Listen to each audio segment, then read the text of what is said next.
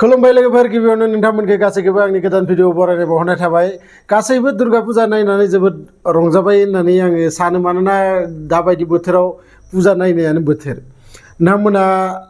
सोर सोर अबेयाव फुजा नायहैदों नोंथांमोना कमेन्ट बक्सआव लिरनो हागोन आरो लोगोसे जोङो दिनै रायज्लायगोन मा जे नोंथांमोना दुर्गा फुजा नायनो थाङोबा इमान जुग जुगनिफ्राय दुर्गा फुजाखौ खालामबोगासिनो दङ नाथाय गोबां जोंनि दा आजिखालिनि सेंग्रा सिख्लाफोरा मिथिया बे दुर्गा फुजाखौ एक्चुअली मानो खालामो बा दुर्गाखौ मानो फुजा बावो बेखौ जोङो गोबाङानो मिथिया आरो बिनि थाखायनो आङो बे भिडिअखौ बानायबाय नोंथांमोना जायफोरा मिथिमारगो नोंथांमोना येस होननानै कमेन्ट्सआव लिर आरो जायफोरा रोङा बा मिथिया मानो दुर्गा फुजा खालामो नोंथांमोना मिथिया होननानै लिरना हरबानो जाबाय दिनै भिडिअखौ नायनानै नोंथांमोना मिथिगोन दुर्गा फुजाखौ आसलते मानो जोङो फुजियो मानि थाखाय जोङो दुर्गा फुजा खालामो बोसोराव खनसे एक्चुअली सासे महिषासुर होननाय बिराद माने दानब खासे रायखस बिथाङा भगबानफोरनि सायाव इसोरफोरनि सायाव बिराद अत्याचार खालामोमोन गोबां अत्याचार खालामनायनि उनाव बिथांमोना सह्य खालामनो हायियाव उनाव बै दुर्गानि रूप लानानै दुर्गाखौ नोंथांमोना नुदो बेसेबां आखाइ बेसेबां माने अस्त्र बिनि आखायाव आरो बै दुर्गाजों बै महिषासुरजों 10 दिन जुद्ध नाङो आरो बै 10 दिन खालि बै महिषासुरखौ बुथारो आरो बुथारनानै खालिनिफ्राय बै दुर्गाया माने गोमोरलाङो जेराव जोङो 10 दिन फुजा खालामनानै बै दुर्गाखौ जोङो बिनि थाखायनो जोङो मा खालामो अबेबा दैमाफोराव बा अबेबा गेदेर फुख्रिफोराव बै दुर्गानि मुर्तिखौ गारहैयो माने 10 दिन खालि आरो बे फुजाया ओरैबायदि दा जोंनि जि रायजोफोर दङ आसामाव हमना ला गेदेर गेदेर फुजा मेला ओरै नाङो नाथाय गुबुन गुबुन किसुमान रायजोफोराव आरो बे मोनसे बेलेग टाइपनि फुजा जेरै तामिलनाडुआव नोंथांमोना जायफोरा तामिलनाडुआव थाफैनाय बा फैफेरनाय बिथांमोना मिथिगो दुर्गा फुजाखौ बिथांमोना गेदेर गेदेर कम्पानि बा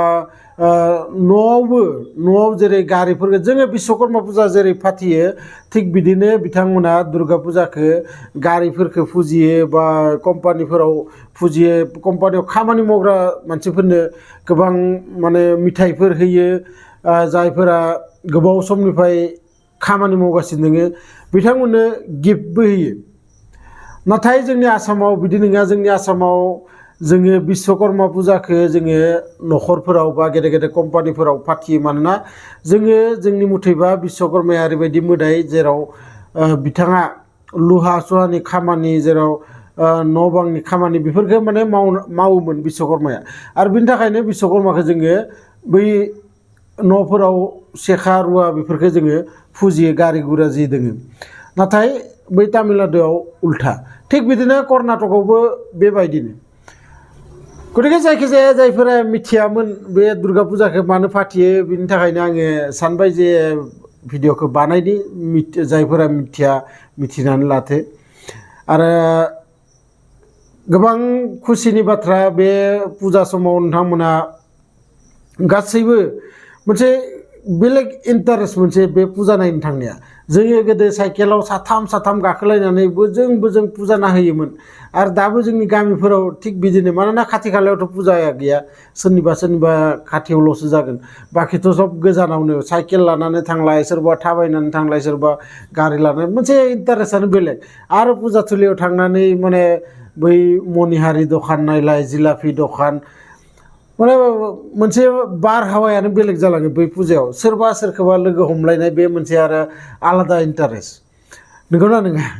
जायखिजाया आङो नोंथांमोननो दिनै जेबो टपिक्स गैयैखाय आङो टपिक्स एक्चुअलि दोङो आंनाव सम गैया दाबो आङो डिउटियाव थांनो जाबायानो थेवबो भिडिअ मोनसे बानायलांनो होननानै आङो नोंथांमोननि सिगाङाव बे भिडिअखौ लाबोबाय जायखिजाया भिडिअखौ मोजां मोनोबाथाय लाइक शेयार कमेन्ट्स खालाम आरो लोगोसे जायफोरा गोदानै आंनि चेनेलाव फैदो चेनेलखौ साबस्क्राइब खालामना लाबानो जाबाय मानोना आं बेफोरबायदि भिडिअ नोंथांमोननि थाखाय लाबोगासिनो थायो लोगो मोनगोन बिदिनो मोनसे इन्टारेस्टिं भिडिअ लानानै नेक्स्ट भिडिअआव गोजोन्थों।